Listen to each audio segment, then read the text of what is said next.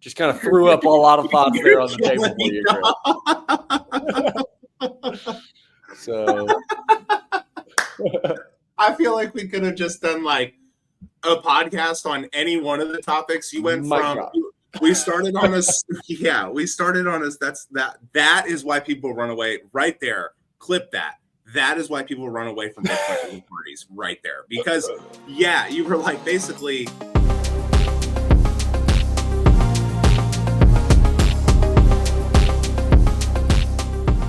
Yo, and welcome back to another episode of the Nyc and Griff Show. Today is Saturday. It is February 1st. I can't believe we're already wrapping up the first month of the year of 2025. Griff, you're just getting some coffee in you. You've been hanging out with the pup this morning. What's going on, man? What are you thinking about? You got Happy Joe behind you. He's juiced. He's probably off hanging out, eating some ice cream, sitting on a beach somewhere, enjoying life now. We got all kinds of things happening. What's going on, Griff? I feel like there's so much going on and just isn't slowing down, which is very fiat to the point of our podcast. It's very fiat. I mean, everything in the world feels like it's a result. It's funny because Trump's coming so hard at the whole DEI situation, which I understand everything needs to be politicized. Sometimes I feel like it's a little distasteful. But I think it's more a result of the money we're using, obviously. That's why I'm sitting here right now. So I think it's really interesting. Trump's doing a lot of really, I guess you could say, good things. I don't know. We're about to be in a trade war with like 150 countries. Men and women are the only genders now, which I never left that sphere, just to be honest. You can cancel me if you want. But at the end of the day, there are only two genders to me. But I guess like a whole bunch of nothing because Bitcoin's still like 102,000. It seems like it is well on its way to becoming the world reserve currency for a whole host of reasons. And I think the most interesting thing that's happened is Trump is tweeting about essentially he wants to kick off his presidency by making everybody use the dollar still. And he doesn't want BRICS to form their own currency. And I had a little tweet where I was like, so Russia kicked themselves off the SWIFT system. And I think that obviously other countries using the dollar is good for America. Duh. But I think they've kind of figured out that it's good for America and bad for them. I don't know what you think, but I think that's like an interesting approach he's taking to some of the BRICS situation. I think it doesn't make a whole lot of sense just because it doesn't seem savvy enough to me. What are we just going to threaten everybody and make them use the dollar? Like, is that his thought process there? I was thinking about this earlier this morning. I don't know if you've listened to, obviously, if you're like at all listening to what's going on Bitcoin Twitter, you hear a lot about what's going on with XRP right now. Jack Mallers posted he did like an emergency 5 minutes, of thoughts here on what's going on. And man, I don't know if you've listened to that or if you've listened to the most recent podcast that he did with Natalie Brunell on Coin Stories. Really good conversation. But something I was Janae and I were listening to some of that stuff this morning, and one thing that I was thinking about was for the longest portion of history that we know of, right, known human history and how we operated with money. It was a decentralized, non-controlled kind of a thing, right? It wasn't something that was like, this is by decree by the government and what the government decrees as money is. And that could be whether it's fiat and has no real base, or if it's something like a gold, and we say, hey, gold is legal tender, whatever. This whole like government's taxes, the government picks and tells you what is money. It's like all new. It's like all new stuff, right? And it's strange because, and this is something we've talked about a little bit before, is, specifically for us. I mean, we're both, you're 28 this year, right? You'll be 29 this year. I'm 27 now, be 28 this year. And then let's say if you are like 52, 53, 54, and lower than that, back to 1971, you've always lived in a fiat standard. You've known no different than what this is, right? That's a pretty decent chunk of the population, right? 50 something, call it mid 50s and lower. And so my thought in saying this is like, we have almost got this anchoring bias of, I don't know if that's actually what anchoring bias is, but basically things have always been this way, and therefore that's how they're always going to be, when in reality, that's not really the truth. What we're living in right now is an experiment. One thing to add to your point, because I like where you're going with it. Boomers are 20.93% of the population. Sorry, baby boomers. Gen X is 19.51%. Millennials are 21.5%, and Gen Z are about 20.5%. So, yeah, I think as everybody gets a little bit older here, I think it's really interesting. This Trump presidency couldn't have come at a better time. I don't know. I mean, I know you're over there in Oklahoma. Everybody loves Trump. Everybody loves what he does. Everybody voted for him. But can he save this thing? It doesn't seem like to me that the inflationary crisis is really going to be dealt with, because as we know, inflation is not transitory. So there really is no unprinting the money. There is spending less money from a government perspective. There is stopping the bleeding, I guess, in some senses. Kind of. I mean, like, I don't know if you can completely stop everything. I don't know if you can just stop all government function in its current form and just expect not total chaos to ensue after the fact. So I think it's really interesting that Trump is kind of like this old school leader who thinks he has like a new school vision. And I don't know. I mean, I think it's really interesting. Yeah. Oklahoma. Yeah, that's an interesting interesting thought there with, Trump, because Trump is what? How old is Trump? Like 80? He's like 80. He's 78 years old. 78?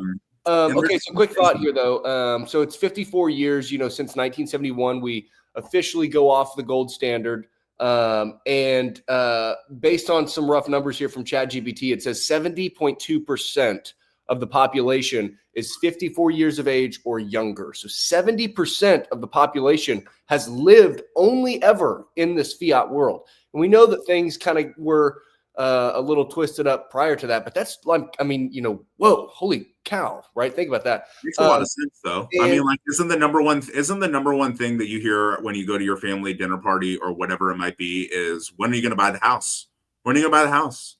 When are you going to take on all this debt and buy a house? When are you going to make yourself poor like us? When are you going to make yourself poor like us so you can pay the banks, because we're paying the banks, and everybody needs to pay the banks because we're paying the banks. So you got to do what we did. I think it's so interesting that like generations that came before us do not identify the money problem. I don't know if it's entirely just an ego thing, but isn't this so interesting?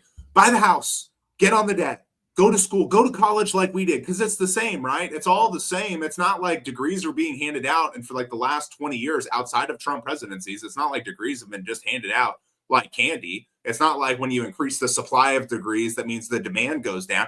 No, that's not how that works. It's always how it works. So it makes no sense that the generations that came before us would still represent quite a bit of the population, to be fair. 54 is a pretty old age. And I feel like if you were born in 1971, you necessarily don't even understand what you were teaching your youth at that point. I think that maybe on down the line, kind of like our generation, if you're born in the 90s and you're still out here going, buy the house, forget everything else, do the 401k, forget everything else, I think you're a little bit of the problem. I think that you might have a little bit of an issue. You might have gone psychotic, or you might like your parents a little too much and you listen to them, because your parents aren't always right. They aren't growing up in the same times we're growing up in. We're growing up in times where we have a president that is about to launch tariffs on not only our neighboring countries, but pretty much every country that doesn't comply with exactly what he says, which it's a strong take. And your parents didn't live through a time like that. Your parents lived through a time where we said, hey, everybody, we don't have the gold. We don't have the money. And you can go fuck yourself, because we're not going to pay you either. And so then we're also going to go over here to Saudi, and we're going to go, hey, if you guys trade oil in dollars, we're going to give you a lot of sweet deals. We're going to give you a lot of sweet deals and a lot of protection. And then you kind of have this oil standard, fake paper money standard that we've all grown up in. And we're not living during those times anymore. Just simple fact. We're not living during those times. And I think Nick and I were talking about this, but I think gold hit a new all-time high this week, which whatever, it's a shiny rock to me. And Bitcoin keeps approaching its all-time high and then comes back down. We could go on for days about how much leverage is in crypto. And I would love to see Ethereum stay at $3,000 for the next 20 years. But it's really interesting how everything, I thought this was interesting too. I don't know if you saw this, right? So I saw, Cynthia Lummis was, clipped here, And this guy says, the Wolf of Wall Street's at Scott Melker on X, he says, this is insane. I had to fact check the clip where Cynthia Lummis talks about the Federal Reserve gold certificates being valued in the 1970s prices.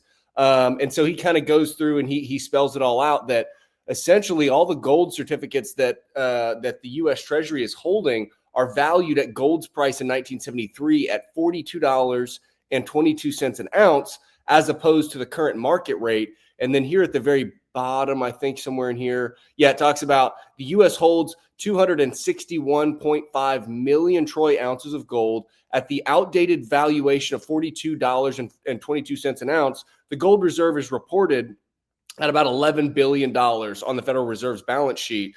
If you mark it to the current market value, the reserves would be worth over $500 billion. And so, Cynthia was talking about the strategic Bitcoin reserve, and she was talking about no new dollars spent but reallocated dollars from this gold era. But, think about this central bank that we're talking about. We're talking about the Federal Reserve. What a scam. What a scam the central bank is. It's a privately held and operated bank that has the sole ability to just create money out of nowhere. How do you and I create money for ourselves and our family, Griff? We spend time, we create, we build, we do things of value in the market, and these guys can just print it for like no cost. This is criminal, man. This is criminal. This should not be. You can't, it's like I was listening to another podcast earlier this week. I think I actually was re-listening to the Jack Mallers episode on the Rick Rubin podcast. And he was talking about how, if you've got, let's say 10 goods to represent the entirety of the economy, and then you've got $1 million to represent those 10 goods. So each good, would be valued at $100,000, right? Then let's say you double the monetary supply and you go from $1 million to $2 million, but the same goods and services are there representing these 10 goods, right? You don't, just by creating the new money, you don't create new goods. You actually devalue the purchasing power or the value of the existing money supply. And it's like, this is like such a simple concept. And who was it? Who was the senator? It was Massey. Thomas Massey, is that who he is? Where he was talking about, and I don't know if this is an old clip, but he's got a glass and he's got like some brown liquid in there halfway full, and then he pours more water into it and it dilutes the color of the liquid that was in there prior. And he's like, this is what happens when you print money. You dilute the purchasing power, you dilute the value of the existing money. And it's such a simple concept, yet most people are like, print more money, expand the monetary base because we need to fund this, we need to fund that, we got to have these things. And, I think what's really being obfuscated and what a huge part of the conversation is, especially with older folks, is that they seem to think that the government should be involved in like every part of your life. Hey, how many times are you clipping your fingernails, a month or whatever, right? The government has got to give you your schedule for fingernail clipping and whether or not you should be filing your fingernails after you clip them. It's like, wait a minute. Should the government be involved in this at all? And in pretty much almost every single aspect, it's like, no, they should not be involved. Yet here we are thinking that the government's got to be involved in all this shit. And if they were to be involved in all of these things, then they need more money because they got to have more people to manage and control everything, right? And in order to get more money, what do? They tax you, or they print money, or they raise tariffs. Either way, they shouldn't be involved in any of these things, right? What do you got pulled up here for us, Griff? So Elon puts out a tweet reducing the federal deficit from $2 trillion to $1 trillion in the fiscal year of 2026 requires cutting an average of $4 billion a day in projected 2026 spending from now until September 30th. That would result in a $1 trillion deficit, but economic growth should be able to match that number, which would mean no inflation in 2026. Super big deal. Tell me that is not the one of the smartest people in the world, the richest man in the world, completely misunderstanding fundamentally what inflation is. It doesn't matter. Listen, government spending leads to inflation because the Treasury asked the Fed to print money, and the Fed has gone into quantitative easing measures where they will also buy treasuries and they will give them whatever money they want. They've created like fake money swap lines. They've done all kinds of games to give our government money and print it out of thin air. Yes, government spending causes inflation because it's going to have them print money, but inflation itself is just a result of more monetary create, like more money being created means inflation. That's 99% of it. What causes them to print more money is not what inflation is. And so when Elon is sitting here going, we're going to cut the spending and we're going to get a deficit to $1 trillion and economic growth should keep up with that, so inflation shouldn't exist. Who is he talking about? Inflation for who? Inflation for him? Inflation for the country? Inflation for who? Because my inflation is going to go up as a result of this. As long as there is a government deficit and the Fed has to bail them out, and the Fed, quite honestly, if the Fed still has U.S. treasuries on their balance sheet and they're our central bank, they're our issuer of money, there's always going to be inflation. And we're never really going to understand what the number is. It's terrible. So I don't really think that he has the right idea. Do you think you could ask Grok a couple of questions for me so we could kind of continue the conversation on this? Ask Grok what cumulative inflation has been since from January of 24 through December of 24. For the year of 24, what was inflation's annual total? Grok calculates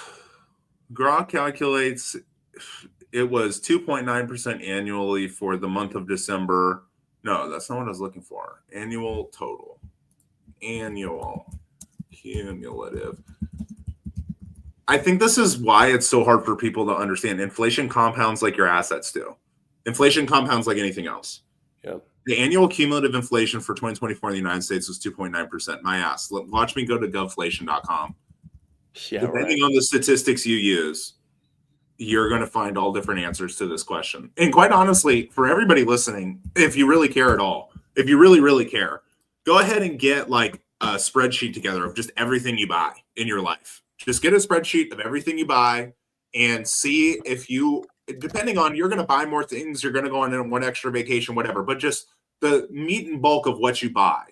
Go put that in a spreadsheet, put in the price at the beginning of the year, then put a price in at the end, calculate the difference, divide by the beginning, divide by the January number, and you're going to get your inflation rate. And I promise you the inflation rate was not 2.9% for eggs or for gas or for bacon or for anything else. But the official government headlines, and I'll just show it here because I love govflation.com. It's so much fun. Yep. But the official government headlines, this is correct. Rock was correct. It's 2.9%. Govflation headlines has CPI at 10.67%. And for anybody that hasn't gone to this website yet, it really is just utilizing older statistics to calculate CPI, which who's more right, who's more wrong. I would say that 10% is much more accurate. I think that is what I'm experiencing in my day-to-day life. And it doesn't feel like that website was created by our buddy CJ Constantinos on X. So go check him out. It's a very good question. Why do you even change the inflation metric? Okay, so why do you change the equation that goes into inflation? Why do you change that? What would actually cause somebody to change that? It really shouldn't change that much over time, and yet they'll change it like every 3 months. So it's just a crazy thing to have such a difference, such a delta between 2.9% and 10.67%. What's inflation actually? Depends. Okay, so this is kind of where I was going on this, Griff. So I think regardless of if we use the real numbers or if we use the fake, government told numbers, it actually still works. So I used ChatGPT here just a second ago. So I plug in, what was the cumulative inflation rate for 24? It gives us that 2.9% number. My next question is, what is the total GDP of the U.S. in 2024? It says in 2024, the United States gross domestic product reached approximately 29.17 trillion. Throughout the U.S. economy experienced a growth rate of 2.8%. It says a slight decrease from 2.9% growth observed in 2023. Okay, so we know that, I mean, this isn't exactly one for one, but I mean, it essentially is, because GDP is a combination of the growth of a million different things, and inflation lays a wet blanket over the top of everything. And so we're going to say that we grew 2.8%, but we lost value at 2.9%. So really the economy shrunk by 0.1%. Is what this seems to be saying. You know, I mean, this is just logic, right? And maybe there's other things. You know, it's funny because all of the professional economists of the world would say, well, actually, because of this and that, blah, blah, blah, let me straighten up my tie. It's bullshit. It's bullshit. So we're going to say that the economy grew by 2.8%, but we expanded the monetary base by 2.9%. That means that we didn't go anywhere. Nothing happened in 2024 that was positive. We grew and we took one step forward, and we took, you know, a step and a little bit more back. We didn't go anywhere. We didn't make any progress. And that's it's all relative as well, obviously. I mean, GDP doesn't really mean anything to your middle-class family in your country. I mean, sure. It's great that America has more products and services, but if you just, Grok, here's the equation for GDP. GDP equals consumption plus investment plus government spending plus exports minus imports. Let me just say something. Who gives a shit? Who gives a shit? Why don't you start measuring the health of your economy based on how many people can buy a home? Why don't you start measuring the health of your economy based on how many people have high-paying jobs that can buy a single income family home? Why are we measuring the economy in these stupid little statistics that they're lying about, that they preferentially shift whenever they would like? And why are we not measuring the economy based on how money is being lent? There is no reserve requirement at banks. Everything should be on fire. Everybody should be on fire. Your bank doesn't have any of your money yet. We're all just kind of going out going, well, it's fine. It's not fine. They don't have any of your money. So I don't really think that, does Trump understand that? Is Bitcoin is so political now. It's pretty crazy. And I have to say that I think the old Dennis Porter probably deserves a little bit of a shout out, because I'm pretty sure the guy that was hating on him was this Fred Krueger cat recently. This is a little off topic, but the Fred Krueger guy like created some stupid coin thing, some like meme coin. Can we talk about meme coins for a second and just how stupid they are? I mean, like, just so everybody understands meme coins, right? You can use like a blockchain and you can lie about the blockchain. You can lie about the statistics of a blockchain. You can lie about how it's actually calculated. You can lie about how many tokens you pre-mined or not pre-mined. We've seen it all in the last 5 years. You can lie about everything. You can say one thing and do another, but Coinbase is not really vetting these people. Coinbase doesn't really do a good job of vetting people, just so everybody's aware.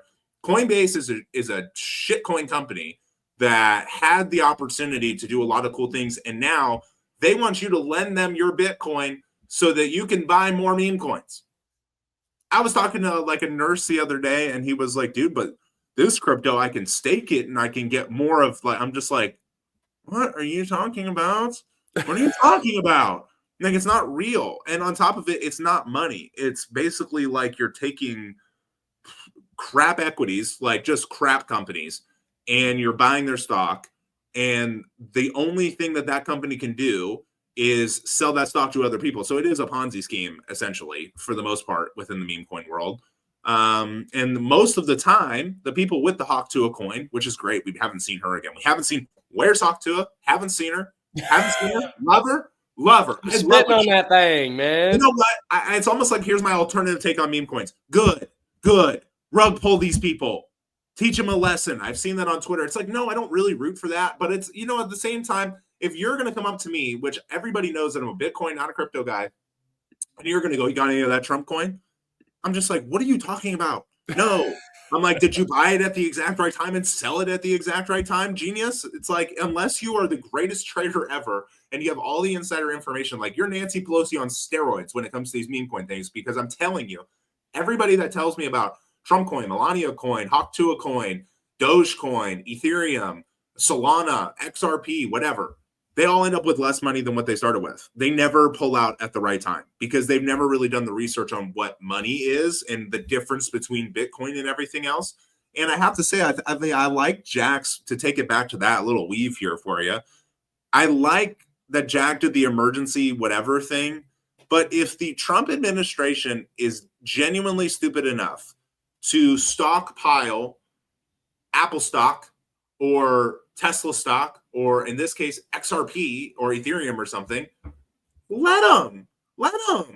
They're going to be they're going to be so behind other countries. They're going to have to buy Bitcoin at $100 million of Bitcoin if they make that mistake strategically.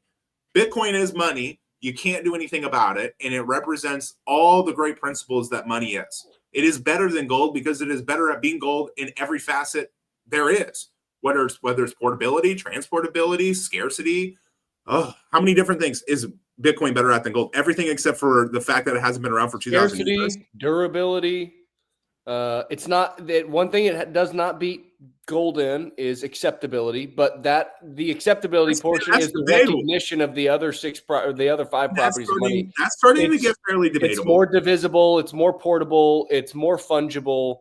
And it's more fungible because you can recognize it. Like the recognizability of Bitcoin is built into the protocol, right? It's so interesting. So if they do it, let them. If they do it, let them. Why? Like Trump. So over this last week and a half, 2 weeks, I've had an opportunity to talk with some ladies about Bitcoin. They actually reached out to me. You know, it's funny because we've been in Bitcoin for now like 3-4 years, whatever it's been. And I could like literally count on like 2 fingers how many people have been like legitimately like actually serious and really curious. Hey, Nick, I know that you've kind of been involved with some of this stuff. Like, can you like share with me some of the things you've learned? Like, what is going on here? Like, what is all of this? It's happened very rarely. It's very rare. And so anyways, actually just recently had an opportunity. And so I started out, we went through kind of the monetary history. We started the barter system. You work your way through. Of course, you got to hit on the Rhinestone story and the Yap Islands of Micronesia. You ultimately end up at wampum shells and glass beads. And then we find salt cattle, all this stuff. And then we find precious metals, right? We find gold ultimately out of gold. Gold had a portability issue. So we start using paper money to represent the gold and then gold centralizes. So we go through all this stuff, right? And then we get into, because, I think if you don't understand what the problem is that Bitcoin is solving for, then Bitcoin ultimately just kind of looks like a fugazi, get rich quick scam, right? It absolutely does from the outside looking in, right? It's not until you dig further into what the actual problem is that it's solving that I think that it really actually comes into full perspective and you can kind of get a better grip on it. So anyways, what really is shocking is that people just don't know what the problem is. They don't know what the problem is. Therefore, they don't understand the nuances of the problem. And they are the theys that we always point to, the evil cabal, the government, whatever we want to call it, we'll say they.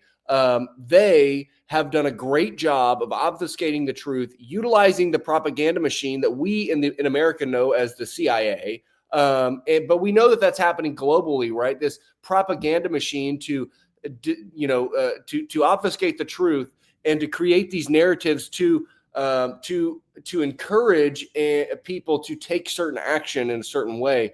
And it's all bullshit. Well, it's all a scam. What's real is that people wake up every day and they got to eat and they got to drink and you got families, right? We got to do things in the real world. And if we are not, to go back to Jack Mallers again, one thing that he was talking about recently is on that Coin Stories episode with Natalie Brunell is, if we are working and exchanging our time and our labor for this money so that we can sustain a certain standard of living, yet other folks, theys, have the ability to print this money at no real cost, then they are literally devaluing your life. They're devaluing all of your efforts. You're working in vain.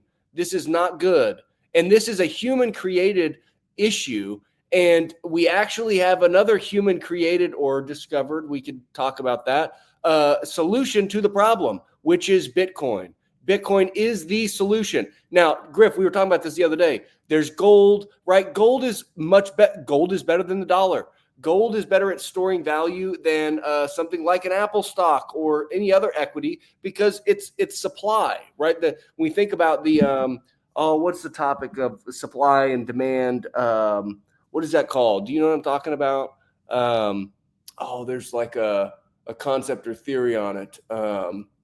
What, the Nash equilibrium is what you're talking about? No, it's dadgummit, what is it called? It's like a theory. It's a something theory. Anyways, gold is better than a lot of other things. It's the number two. It's the number two store of value because of its production rate, right? I'm thinking about the production rate versus the demand. What is that freaking theory called? Anyways, so Griff, we were talking about this the other day, and the ladies were asking about it when we were talking about it last week. They said, "Hey, what about gold? What about some of these other things?" And they were talking about like what happens if Bitcoin goes down. And so of course there's a lot of preconceived notions that Bitcoin can go down and how that actually would happen. So we kind of talk a little bit about that. And I talked about how I think a lot of Bitcoiners go wrong in saying that, it's Bitcoin only and nothing else. I think that's the strategy that we take, right? Because of the conviction we have based on the study and the research we've done over the past couple of years. But I don't think that's like the only approach, and it's not necessarily the best approach either, because, there's gold is like the analog Bitcoin. Bitcoin is the digital gold in some sense, right? And kind of from a store of value perspective.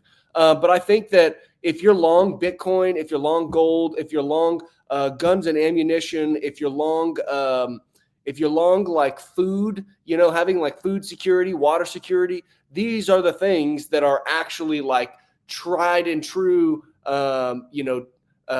long-standing like value that we can kind of accumulate in some sorts, right? Because because anything that we do, we are speculating on the future.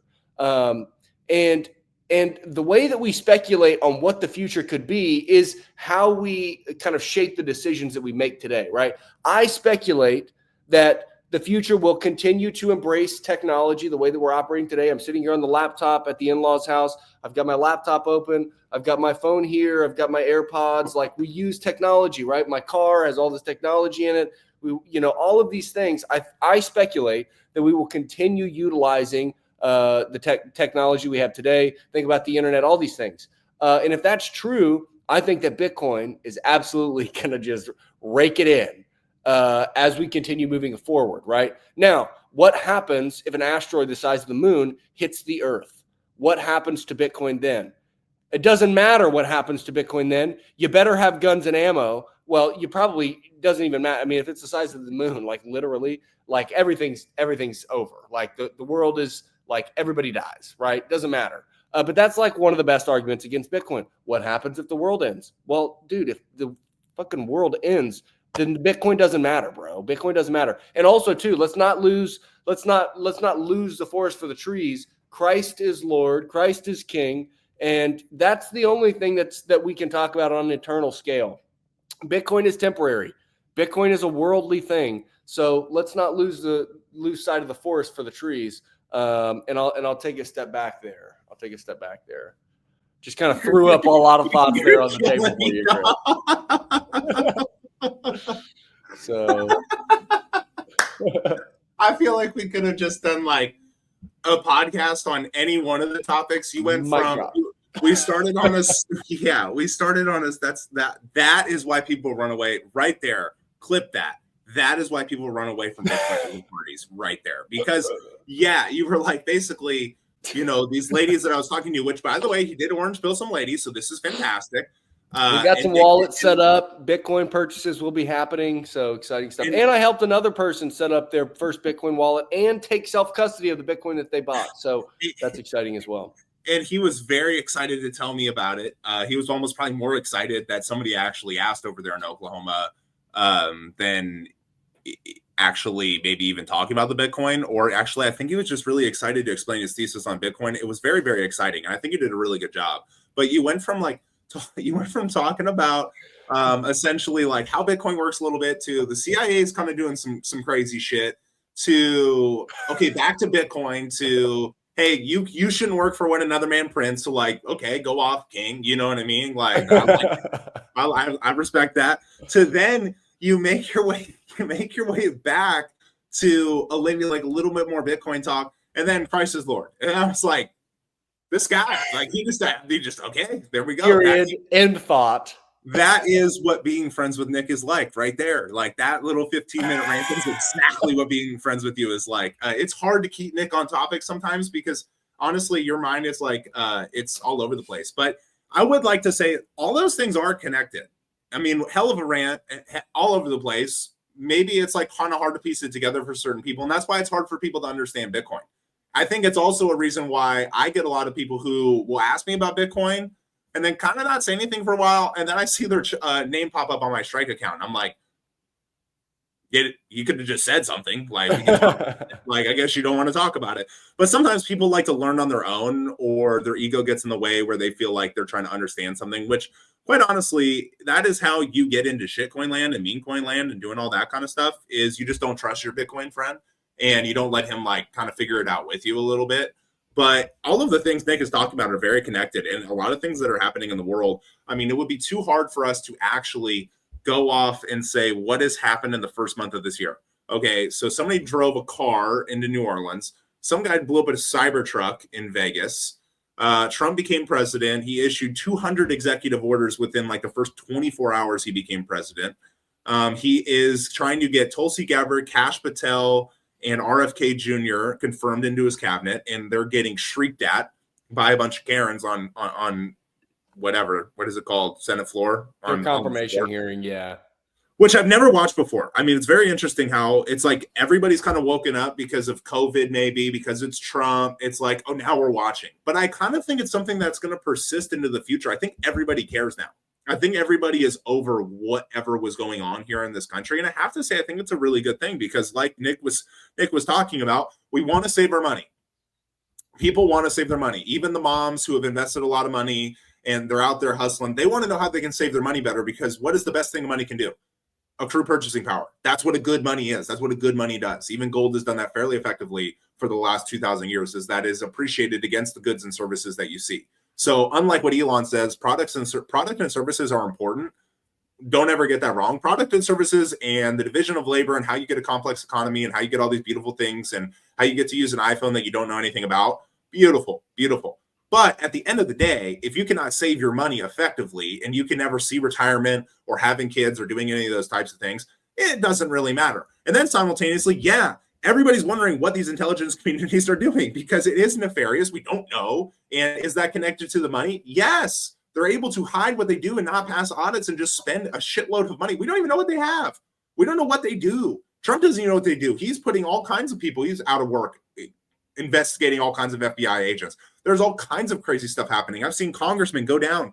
There was a congressman who went down, which you could probably find it on X. Don't know his name, but there was a congressman that went down, and he was saying that Bitcoin is for money laundering, and he quite literally is going to jail because he was money laundering cash and gold. So that's happening.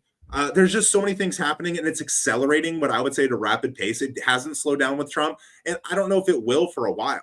I don't know if Trump is the guy that gets everything to settle down. And honestly, I don't know if there's any one leader or any one person that can get things to settle down. He might be able to end world war, but that is almost like if you really look at where we're at in 5th generation warfare and the CIA and all of these things that Nyc was talking about, they don't really want to fight either. Nobody's really looking for the nuclear war. Like, it's kind of just like nobody wants Armageddon. They don't want it. We might have had some people that wanted it. They're not in office anymore. We might have had some people that wanted it, but that's not happening anymore. And then it does come all back to sum it up in like maybe a bigger one. It comes back to religion, right? Which is what Nyc was talking about. So yes, they're all connected, but that's a hell of a rant. And that's what happens when I get in the car at 7 a.m, Monday through Friday, everybody. Nyc is always studying, always talking, always communicating. He's a hell of a personality, a hell of a person. But if you're not able to actively listen and engage with that, I can understand. I've been doing it for like, how long have we been friends now? Like 5 years? 5 years. We've been friends for 5 years now. And Nyc has always been this way. He's always been tireless in the way that he wants to learn. Probably closer to like 6.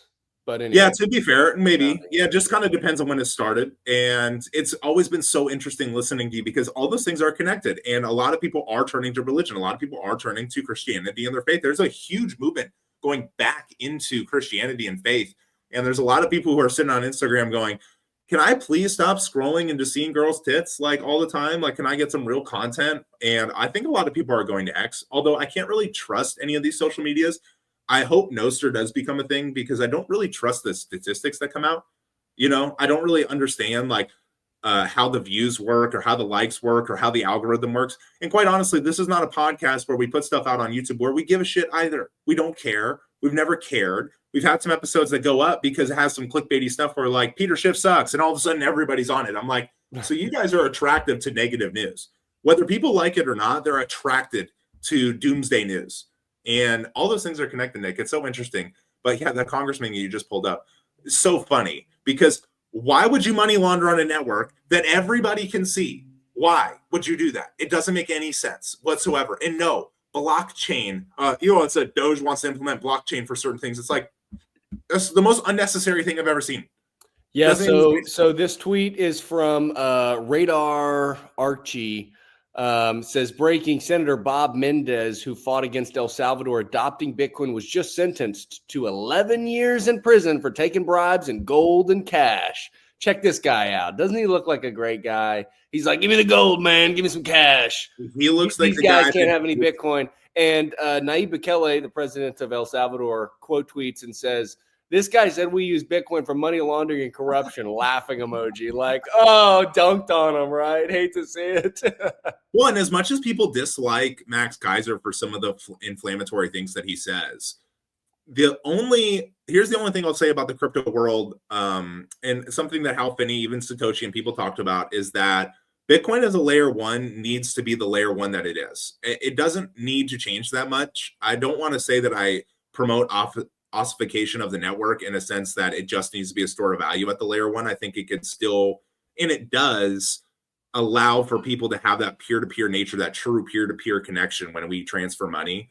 But at the same time, Tether announced that they're working with Lightning Labs, and some people are like, "Oh, that's a CIA." Well, it's like, come on, not everything is a conspiracy theory. Although I don't go against these people because it's not like I have some well-formulated opinion on why Tether might be some state-backed whatever. But Tether is going to essentially wrap tethers through the Lightning Network and utilize the Lightning Network to start exchanging Bitcoin worldwide. And for people to understand that there's two things going on with Tether that I think are really interesting. One, people in other countries might like Bitcoin as a store of value, but they do not like it as a medium of exchange right now. It's not working as a medium of exchange for them. And Tether had more transactions than Visa and MasterCard combined globally last year. I think 3 times the amount, which is huge. They're also like the third largest buyer of U.S. treasuries, and they also back themselves with Bitcoin. It's just that Bitcoin is here to defeat banks, and Tether might be a bank on Bitcoin, but all these other banks that now just have all these rules changing and think that they can just stockpile Bitcoin and get into it, they're also going to have to change fundamentally everything that they do. Nothing they do is good.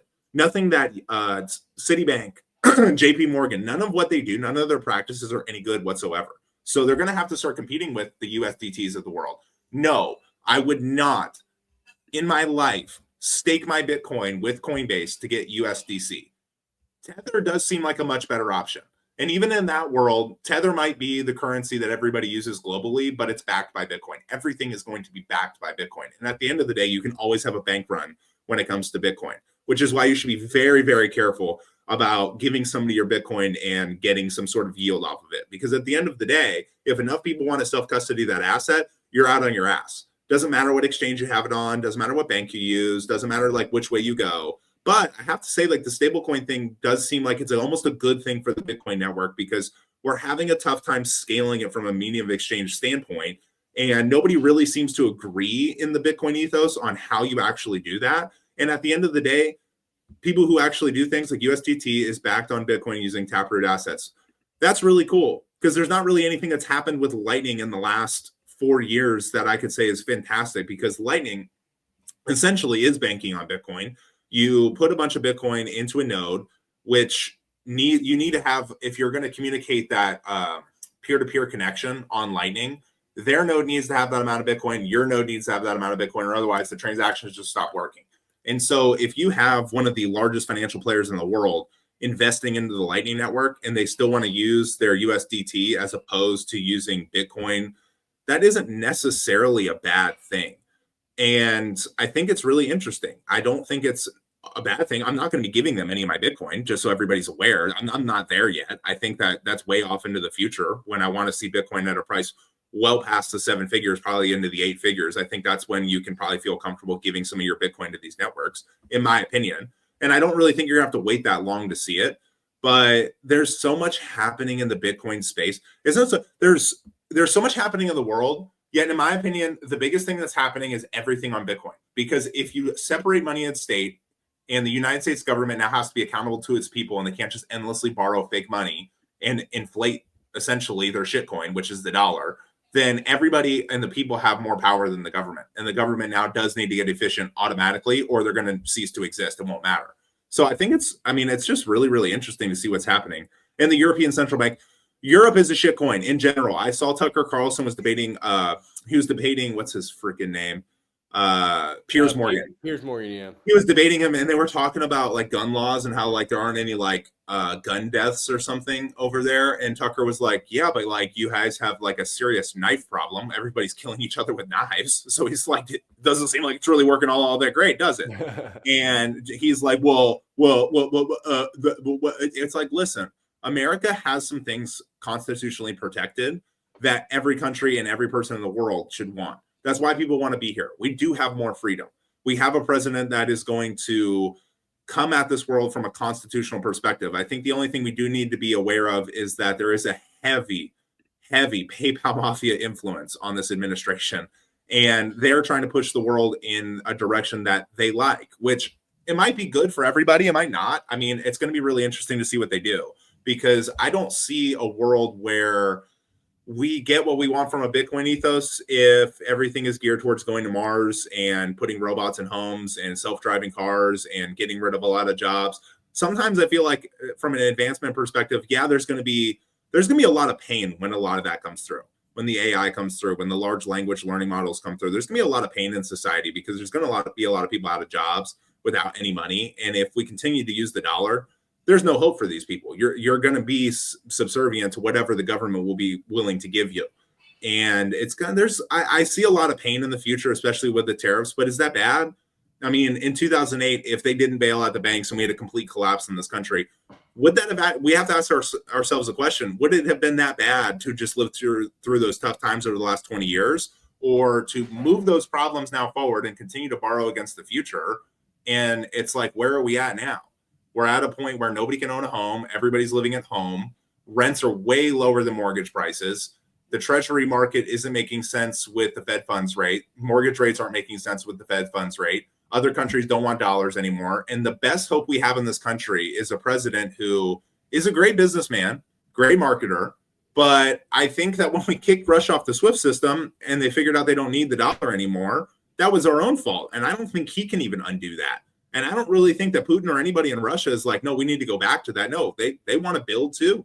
I don't think China wants to go back to it either. So it's really interesting how all of these things are connected. And at the end of the day, all roads lead to Bitcoin, because having a really solid money is the most important thing in the world. I don't care what Elon says about products and services. That's great, Elon. But if your people can't save the money and use the products and services, then it doesn't matter. And if you continue to build smartphones and all these great things, why is it more valuable if everybody's life is worse? I don't think that techno world really makes a lot of sense without Bitcoin, because people are going to be out of jobs and they're not going to be able to live the life that they want to live. Some people do not care about rocket ships and going to Mars. Some people do not care about having a robot in their home. Some people don't want it. Some people don't want a chip in their brain. Some people don't care. Some people are totally fine with living on a homestead and having a cow and just doing things the sovereign way. And that should be fine as well. That's what this country should be about. It should be about both. And I don't know if we're going to get both over the course of this administration. Things are accelerating at a rapid rate. And I think I tweeted something where I was like, if the only problem I have with anybody is if you think you know where we're going next, you're a fool. I have no clue where we're going. All I know is that the Bitcoin network has a fixed supply and it has a fixed monetary policy. I know what's going to happen with Bitcoin. That's about the only thing that I know is going to happen over the next 100 years, is that Bitcoin is going to exist. That's about it. Everything else to me is speculative. I don't really know. I like Trump. I like him more than what they were doing before. I like what he's doing versus his first administration. I like that he freed Ross. But does that mean that people are all of a sudden just going to be able to get back into homes overnight? No. I mean, like, and obviously the left-wing media is attacking the Trump administration going, well, inflation ain't down yet. My price of eggs are high. I'm like, yeah, so like things are going to change in like a week. Like, really? Like, we just have to lie about everything? And I don't support the transgender or DEI policies. I just don't. I think they're redundant when it comes to business and a meritocracy and how we should move forward with our society. But can we just stop focusing on it? Like, I don't care that much. It's great. We have men, we have women. Good. But is that going to help our country if that's the number one focus we have from the president, is that he just keeps attacking this extremely fringe aspect of society that, no, it's not good. No, we don't want our kids to be confused about what gender they are. That's probably not good for math, science, and building things that people want. But at the same time, it's between the parents and the kid. And the only thing that really seems to matter is that somebody turned Elon's first son gay or trans or whatever, and he lost his son, because that dude is coming after people. He's not about it. He's forgetting, but apparently he's going to be forever pissed off, which I think is really interesting because that really backfired on those guys. And there's no going back. At this point, I don't think there's any going back. If they were able to successfully assassinate Trump, and I'd love to know what goes on with that, it feels like, and again, if we don't actually figure out what's going on, it doesn't matter. But it feels like we're living on a different timeline now. It feels like we're moving, like he could have got shot maybe in a different timeline and the world would be chaotic in a whole different place. But now we're living this timeline where he wasn't shot. He is here. He is doing a lot of things he said he was going to do. I do think that he is looking to create a country that does not tax its own people, which everybody in the country should be for that. If you're not for that, you should sacrifice everything to get us to a point where we're at that point again, where we were in the 1800s. Income tax is a lie. Inflation is another tax on the people. We don't need it. The government doesn't need all this money to function. It's extremely, everybody in sales knows this. I say this all the time. The number one sale you can make in almost any industry is selling to the government, because they don't care about the money that they spent. They'll just print it and buy it from you. They don't even care about the price. They don't negotiate well. And is Trump going to change that? No. He needs to get more people into the private sector, and he needs to increase capitalism, free markets. He needs to get rid of income taxes, and then we'll see what happens, because there's going to be a lot of pain if he does that. I don't think that there's like a path forward where there's not a period of time that's very, very difficult for people, because it needs to fundamentally change. And are people going to get on board with that? I don't know. Trump has more political capital than any president in the last 100 years. He can do whatever he wants, and he's going to do whatever he wants. And we're just going to have to sit back and take it. And we're going to have to see what really goes on. But no, it's all connected, Nick. I think it's all connected. Yeah, Griff, there's a million things happening. It's all happening quicker and quicker and quicker and quicker. Today's news is tomorrow's forgotten things of the past. Things just continue and continue and continue to happen this way. The pace of change is really shocking. And we won't stop, Griff. There's no end to the conversation. So I'm going to say, if you guys aren't watching, we do have video on Spotify and on YouTube. We love to interact with folks on X. So come see us there. All the links are at nycandgriffshow.com. nycandgriffshow.com, spelled out NYCANDGRIFFSHOW. Griff, what's the one last thought you might give for the folks here? I'll give you a couple of ideas. We're going to try to Bitcoin or Bitcoin.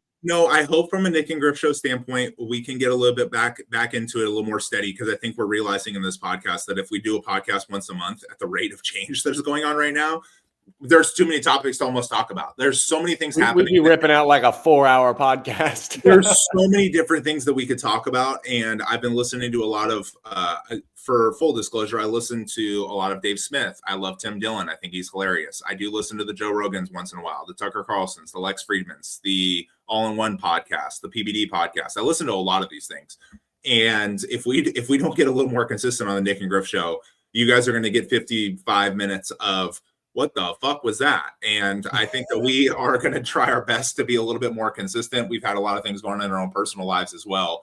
And I encourage everybody, save Bitcoin, go work out, take care of yourself. None of this stuff really matters all that much if you're not taking care of yourself. But also, if you're not paying attention, you're probably missing Bitcoin, and you're also probably missing out on what is the greatest wealth transfer to ever happen in all of human history.